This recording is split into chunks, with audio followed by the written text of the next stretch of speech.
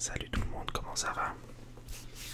Alors, juste comme ça d'entrée, et j'ai dû la refaire déjà une fois la vidéo. Parce que j'ai reçu un message, ça a fait un monstre boucan. Alors voilà, je dois la refaire, donc c'est comme ça, tant pis. Mais bienvenue dans cette vidéo. Je voulais déjà vous remercier pour l'ancienne vidéo, pour les retours que vous avez eu, que j'ai eu, pardon. C'est vraiment génial, merci beaucoup. Merci de m'encourager. On va bientôt arriver aux 800 abonnés en l'espace de 2 mois et demi, je crois. Donc jamais j'aurais pensé arriver là, puis ça c'est grâce à vous, donc merci énormément, vraiment, merci beaucoup. Alors revenons à notre vidéo à présent.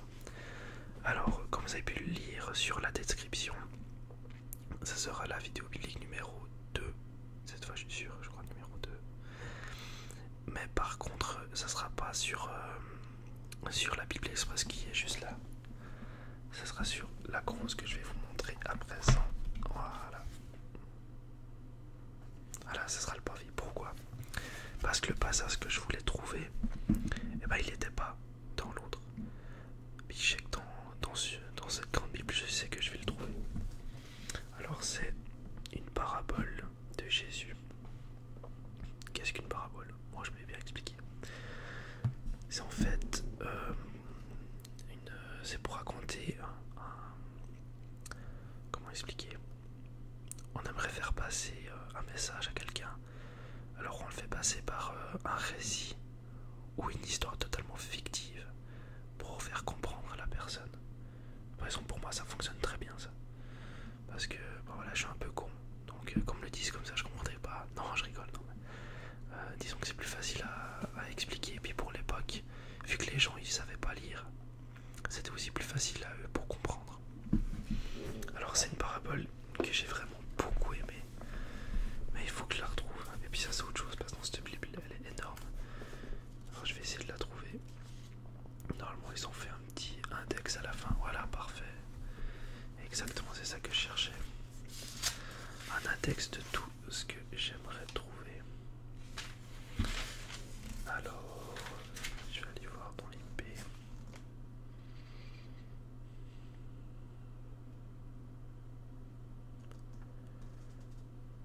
Non, bah c'est pas là, mince.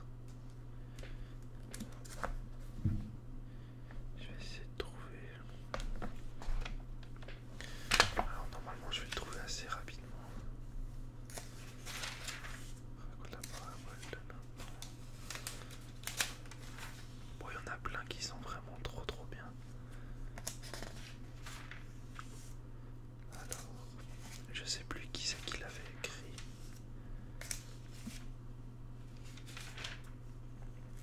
Donnez-moi seulement ce que vous aimerez aussi que je lise. Soit vous aimeriez que je lise par exemple Luc ou Matthieu. Et puis je vous fais à chaque fois des... Ah bah voilà, ça c'est une parabole qui est balèze. Elle est pas très longue mais elle est géniale. Alors c'est Jésus qui enseigne, hein, qui fait une parabole. Personne n'allume une lampe pour la mettre dans un endroit caché ou sous un seau. Mais on la met sur son support, afin que ceux qui entrent voient à la lumière. Ton œil est la lampe de ton corps. Lorsque ton œil est en bon état, tout ton corps est éclairé, mais lorsque ton œil est en mauvais état, tout ton corps aussi est dans les ténèbres. Veille donc à ce que la lumière qui est en toi ne soit pas ténèbres. Si donc ton corps tout entier est éclairé sans aucune partie dans les ténèbres, il sera entièrement éclairé comme lorsque la lampe t'éclaire de sa lueur. Alors ça j'avais bien aimé. Qu'est-ce qu'il faut comprendre à travers ça? Je vais vous montrer justement parce qu'il y a des commentaires.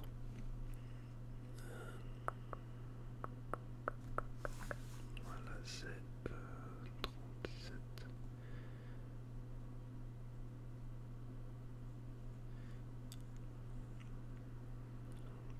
Non, 33. La lampe, c'est Christ, donc Jésus. L'œil représente la compréhension spirituelle. L'œil qui convoite devient moins sensible et peut même ne plus voir du tout la présence lumineuse de Jésus si nous ne voyons plus Dieu à l'œuvre dans le monde et dans notre vie. Faisons un examen de la vue. Y a-t-il des désirs coupables qui nous empêchent de voir intéressant parce que finalement, c'est vrai qu'on, des fois dans le monde dans lequel on vit, on n'arrive plus à voir la bonté de Dieu en fait. Puis finalement, elle est vraiment partout. Puis j'ai bien aimé entre autres cette parabole. Dites-moi ce que vous en pensez, c'est intéressant. Alors, par contre, j'ai toujours pas trouvé celle que je voulais.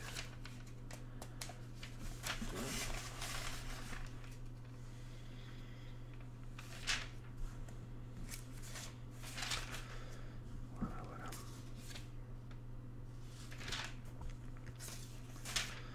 Bon, c'est toujours incroyable de lire ce livre. Moi, à chaque fois que je la lis, des fois j'ai pas envie, bah, j'en ai marre, ça m'embête. Parce que je me dis, ah, je dois lire un gros livre comme ça, est-ce que j'ai vraiment envie de lire ça? Ah, voilà, vous voyez que vous comprenez sûrement ce que je veux dire. Mais c'est tellement enrichissant. Après, je pense vous lire aussi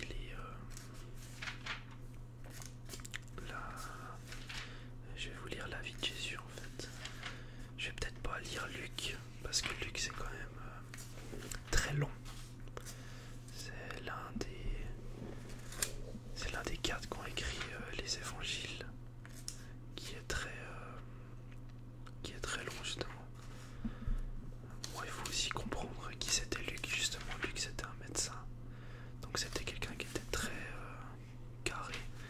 Donc si vous voulez une sorte de biographie de Jésus-Christ, et ben vous lisez Luc quoi. Vous aurez vraiment de tout. Après les autres évangiles, ils ont les quatre évangiles parlent de Jésus, de sa vie, mais de quatre œils différents bien sûr. Vu que Luc c'est un médecin qui était très carré, donc c'est pour ça qu'on sait beaucoup de choses. Après Marc, il répète beaucoup les mêmes choses aussi. Par contre c'est l'évangile le plus petit. Après je sais pas exactement les grandes différences, mais il y a certaines choses qui sont chez Matthieu et d'autres qui sont chez Luc, etc. Et puis là ça m'embête parce que je trouve vraiment pas ce que je veux.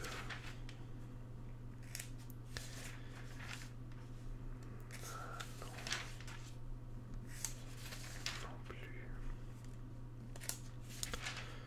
Je suis désolé. Je vais vous raconter la graine de moutarde, ça c'était génial. C'est une autre parabole. Alors, Jésus dit encore, à quoi comparerons-nous le royaume de Dieu, ou par quelle parabole la représentera-nous? Il est comme une graine de moutarde. Lorsqu'on la sème en terre, c'est la plus petite de toutes les semences qui sont sur la terre. Mais lorsqu'elle a été semée, elle monte, devient plus grande que tous les légumes et développe de grandes branches, de sorte que les oiseaux du ciel peuvent habiter sous son ombre. C'est par beaucoup de paraboles de ce genre qu'ils leur annoncèrent la parole. Dans la mesure où ils étaient capables de l'entendre, il ne leur parlait pas sans parabole, mais en privé il expliquait tout à ses disciples. Donc c'est balèze. Donc le royaume de Dieu c'est très grand. Alors je crois qu'on y est. Voilà, parfait, j'ai trouvé. Alors, ça s'appelle la parabole des terrains. Alors écoutez bien, c'est vraiment intéressant ça. Jésus se mit de nouveau à enseigner au bord du lac. La foule se rassembla autour de lui, si nombreuse qu'il monta dans une barque et il s'assit sur le lac. Sur la barque, hein, d'accord. Toute la foule était à terre sur le rivage. Il leur enseignait beaucoup de choses en parabole. Il leur disait dans son enseignement, écoutez, un semeur sortit pour semer. Comme il semait, une partie de la semence tomba le long du chemin. Les oiseaux vinrent et la mangèrent. Une autre partie tomba dans un sol pierreux, où elle n'avait pas beaucoup de terre. Elle leva aussitôt, puisqu'elle ne trouva pas un terrain profond, mais quand le soleil parut, elle fut brûlée et sécha, faute de racines. Une autre partie tomba parmi les ronces. Les ronces poussèrent et l'étouffèrent, et elle ne donna pas de fruits. Une autre partie pas dans la bonne terre. Elle donna du fruit qui montait et se développait avec un rapport de 30, 60 ou 100 pour 1. Alors ça c'est quoi ça? Je sais pas du tout de quoi il parle, peut-être de la vigne, j'en sais rien. Puis il dit que celui qui a des oreilles pour entendre, entende. Donc, moi ce qui me dérangeait, c'était que les paraboles je captais que dalle. Donc voilà, pour dire, je comprenais rien. Et c'était quelque chose qui me frustrait énormément parce que moi je voulais comprendre ce qu'il voulait dire. Mais justement, il est intelligent, c'est que là par exemple, celle-là, il va l'expliquer, donc je vais vous l'expliquer. Donc c'est Jésus qui explique la parabole. Lorsqu'il fut seul avec eux, ceux qui l'entourèrent avec les 12 l'interrogèrent sur cette parabole. Il leur dit: c'est à vous qu'il a été donné de connaître le mystère du royaume de Dieu, mais pour ceux qui sont à l'extérieur, tout est présenté en parabole, afin qu'en regardant, ils regardent et ne voient pas, et qu'en entendant, ils n'entendent et ne comprennent pas, de peur qu'ils ne convertissent et que leurs péchés ne soient pardonnés.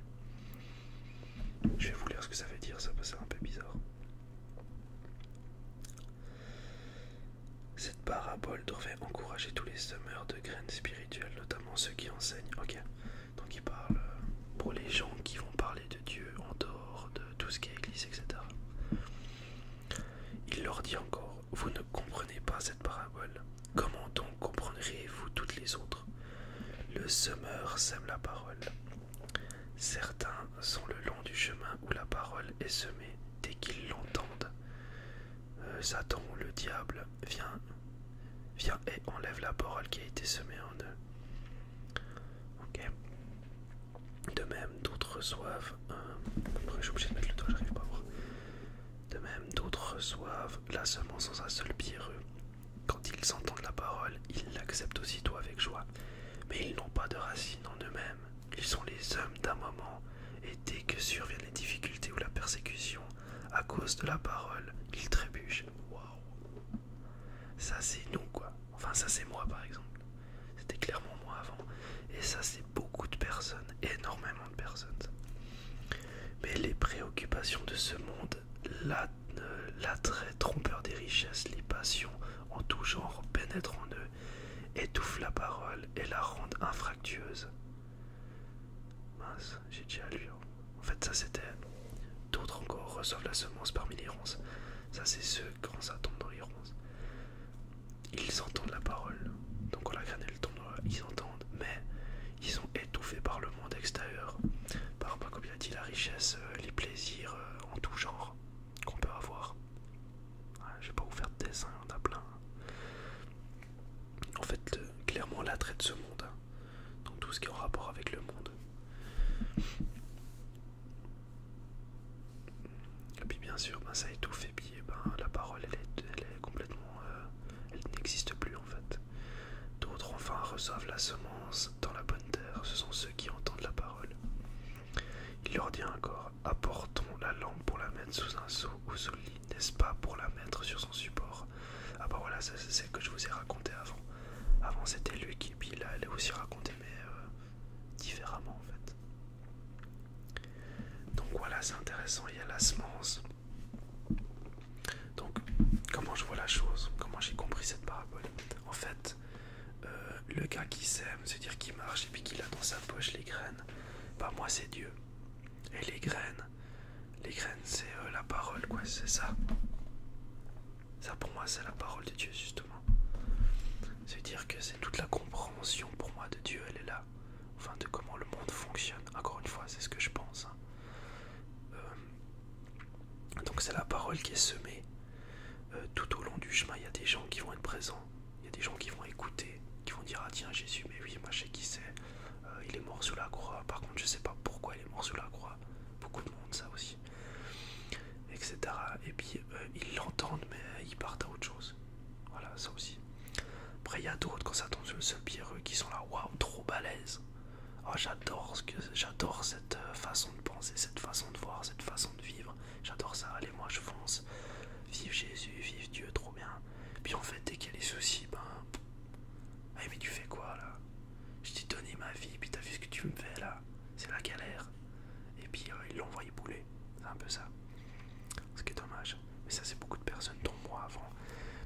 moi c'était clairement les ronces. Moi j'étais dans les ronces, totalement. C'est-à-dire que je voulais accepter, je voulais croire en Dieu, je voulais croire que Jésus était mort pour moi, vraiment. Et j'ai envie de ça, mais par contre il y avait tout le monde, l'attrait du monde à côté qui m'empêchait ça. Avant j'étais à fond, par exemple dans les films d'horreur. Je suis pas en train de dire que les films d'horreur c'est mauvais. Moi j'ai remarqué que ça m'a été néfaste en fait. On peut être à fond par exemple dans la drogue, ce que j'étais aussi dedans, vraiment. On peut être à fond sur plein de choses. On peut avoir des attraits sur beaucoup de choses qui sont en dehors de Dieu finalement. Et souvent malsains. Ça peut être les dépendances au casino, ça peut être la dépendance sexuelle aussi. Dépendance aux jeux vidéo, c'est la dépendance au sport. On fait que du sport tout le temps, on rentre du travail, qu'est-ce qu'on fait? On va faire du sport, puis on pense à rien d'autre. Et puis en fait l'attrait du monde c'est ça, c'est dire que Dieu il est mis en dehors, il est mis ailleurs, on a nous et puis Dieu on le met de côté. Et puis ce qui serait moi de mon côté c'est que j'ai décidé de faire l'inverse. Ça veut dire que moi je voyais ma vie comme ça, se dire que en haut il y avait le travail, la famille, blablabla, après il y avait les jeux vidéo, ça venait de plus en plus petit, la musique, nanana, et après il y avait Dieu, c'était la petite pointe à la fin. C'était les 5 minutes de ma soirée quand avant de dormir je me dis tiens bah salut Dieu, je vais prier un moment. Puis pourtant j'aurais pu faire ça bien avant. Voilà, alors j'ai décidé de retourner ça, se dire que Dieu maintenant il est tout en haut. Et puis à force de prier, d'être avec lui, il va de toute façon m'aider dans toutes mes tâches. À côté, se dire que je me sens comme si quelqu'un était sur moi et puis qui me couvrait en fait comme ça. Il a dit ouais bah vas-y maintenant fonce. Moi je suis là, je te couvre, mais fonce. Et j'ai plus peur de l'avenir grâce à ça. Puis c'est génial de se sentir guidé.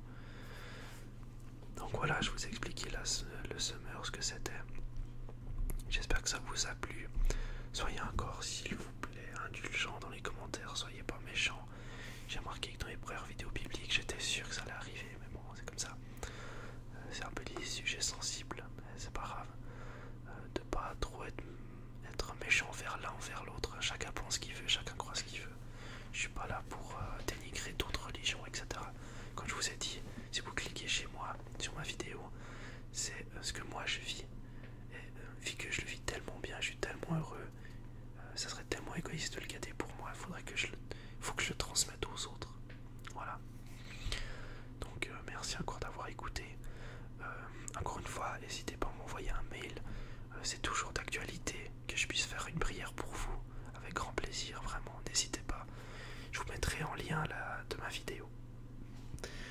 Et je vous mettrai encore en lien de ma vidéo des musiques